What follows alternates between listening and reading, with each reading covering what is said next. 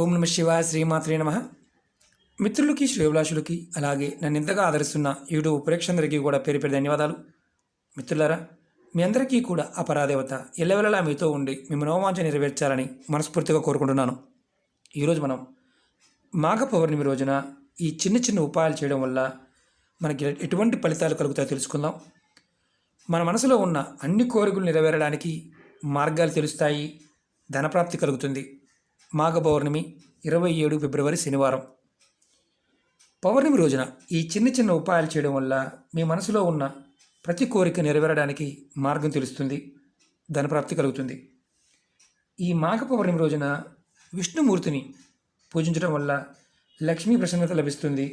అలాగే ఈ చిన్న చిన్న ఉపాయాలు ఖచ్చితంగా మనకి మంచి మార్గాన్ని తెలియచేస్తాయి. మనం విష్ణుమూర్తి అనగానే శ్రీమన్నారాయణుడు స్వరూపమైన వెంకటేశ్వర కావచ్చు, కృష్ణుడు, రాముడు, లక్ష్మీనరసింహస్వామి, ఇలా విష్ణు స్వరూపమైన ఏ పటం ముందైనా మన ఇంట్లో ఈ ప్రయోగాలను చేసుకోవచ్చు. ఈ చిన్న చిన్న ప్రయోగాలు, ఉపాయాలు ముందుగా మనం ఈ ఉపాయాన్ని చేస్తున్నప్పుడు గుర్తుంచుకోవాల్సింది పరిపూర్ణమైన నమ్మకం, విశ్వాసం కలిగి ఉండాలి. ఇది లేని వారు మాత్రం ప్రయత్నం చేయవద్దు. పౌర్ణమి రోజున మీరు స్నానం చేసి చక్కగా ఈ చిన్న చిన్న ఉపాయాలు ఆచరించడం వల్ల ఫలితం అనేది అద్భుతంగా ఉంటుంది. ముందుగా పౌర్ణమి రోజున ఎవరైతే మానసికంగా ఇబ్బంది పడుతున్నారో వారు స్నానం చేసే నీళ్ళల్లో గంగాజలం కానీ లేదా కొంచెం పచ్చిపాలని, ఇలాంటి పచ్చిపాలని కలుపుకొని స్నానం చేయండి. కొద్దిగా ఒక స్పూన్ అయినా సరే. మీకు మానసికమైన సంబంధం అని అంటే మనసుకు సంబంధించిన వికారాలు తొలుగుతాయి. మీకు కాస్త టెన్షన్స్గా అంటే ఎక్కువ టెన్షన్ పడుతూ ఏదో కోల్పోయామని బాధతో ఉన్న వారికి ఇలా స్నానం చేయడం వల్ల కాస్త ఉపశమనం లభిస్తుంది. ఇది మొదటగా చేయవలసింది. అలాగే భార్యాభర్తల మధ్య గొడవలు ఉంటే తగ్గి అన్యోన్యత పెరగడానికి, వారి మధ్య ప్రేమానురాగాలు పెరగడానికి మీరు కొంచెం ఆవు పాలు తీసుకొని దానిలో కొంచెం పంచదార కలపండి. ఆవు పాలు తీసుకొని పంచదార కలిపి సాయంత్రం చంద్రుడు వచ్చిన తర్వాత ఆ పాలని చంద్రుడికి అర్ఘ్యమివ్వండి. అర్ఘ్యమిస్తున్నప్పుడు కింద పోయకుండా, అంటే మీరు నేల మీద పోయకుండా ఏదన్నా గిన్నె లాంటిది పెట్టి దాంట్లో పోయండి. కింద పడి మీ కాళ్ళ మీద పడకూడదు. ఆ అర్ఘ్యమిస్తున్నప్పుడు మీరు గుర్తుంచుకోవాల్సింది ఏంటంటే ఒక మంత్రాన్ని జపం చేయాలి. ఓం చంద్రశేఖరాయ నమః, ఓం చంద్రశేఖరాయ నమః. ఈ మంత్రాన్ని జపిస్తూ చంద్రుడికి అర్ఘ్యం ఇవ్వండి, చంద్రుడిని చూస్తూ. ఇది ఆడవారైన మగవారిని చేయవచ్చు. ఇలా చేయడం వల్ల మీకు మీ మనసులో ఉన్న ఏదైతే క్షోభ, మానసిక క్షోభ ఉందో అది తగ్గుతుంది, చంద్రబలం పెరుగుతుంది. అలాగే మూడో ఉపాయం చెప్తాను. మీ మనసులో ఉన్న ప్రతి కోరిక నెరవేరడానికి ఈ పౌర్ణమి రోజున మీరు చక్కగా ఇలా పసుపు కొమ్ములు తెచ్చుకోండి.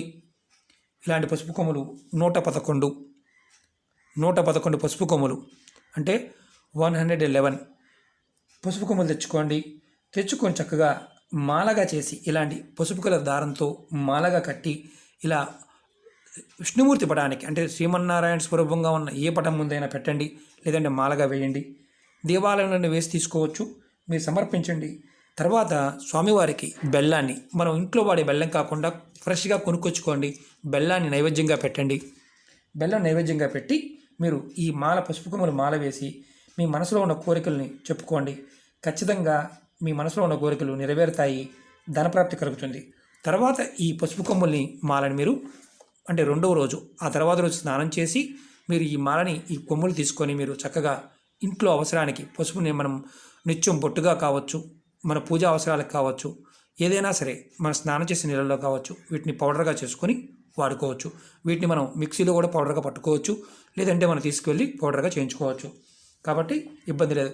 దేవాలయంలో ఇచ్చినా సరే మీరు తర్వాత తీసుకొని పూజారి గారిని అడిగి తీసుకొని మీరు వాడుకోవచ్చు, ఎలాంటి ఇబ్బంది లేదు. అలాగే మీరు పౌర్ణమి రోజున ఎవరికైనా సరే ఇలా కొత్త బెల్లాన్ని దానంగా ఇవ్వండి.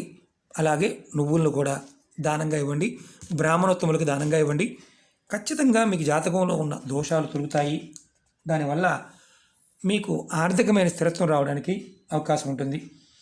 అలాగే మీరు తెల్లని వస్త్రాలు కూడా దానంగా ఇవ్వవచ్చు. తెల్లని వస్త్రాలు దానంగా ఇవ్వడం వల్ల మీకు చంద్రబలం పెరుగుతుంది. జాతకంలో చంద్రుడు బాగున్నప్పుడు మనోవికారాలు ఉండవు, మనసు ప్రశాంతంగా ఉన్నప్పుడు ధనానికి కూడా మంచి మార్గాలు ఆలోచించడానికి అవకాశం ఉంటుంది. కాబట్టి మీరు తెల్లని వస్త్రాలు కూడా దానంగా ఇవ్వచ్చు చంద్రబలం పెరగడానికి.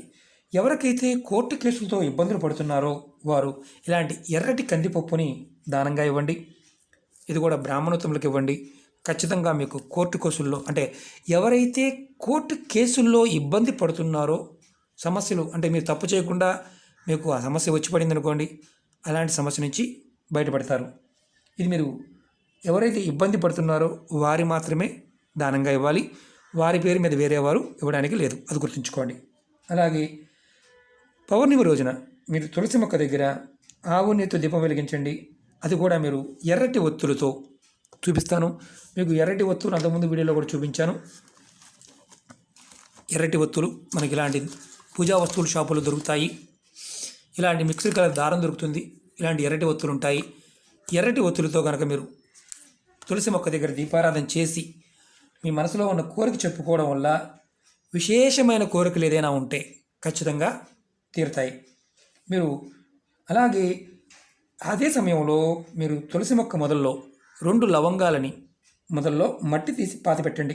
అలా ఉంచేయచ్చు. వాటిని తీయాల్సిన అవసరం లేదు. 2వ రోజున అలా పెట్టి ఉంచవచ్చు. ఇది సాయంత్రం సమయంలో చేయండి. మీకు విశేషమైన కోరికలు ఏదైనా ఉంటే ఖచ్చితంగా తీరుతాయి. అలాగే పౌర్ణమి రోజున మీరు లక్ష్మీ గవ్వలు అంతకుముందు వీడియోలో కూడా చెప్పాను, నేను చూపిస్తాను. లక్ష్మీ గవ్వలు ఇలా ఉంటాయి, పసుపు కలర్లో ఉంటాయి. ఇలాంటి లక్ష్మీ గవ్వలను మీరు తీసుకోండి. 7 గవ్వలు తీసుకోండి. అలాగే వీటికి పసుపు కుంకుమ బొట్టుగా పెట్టండి.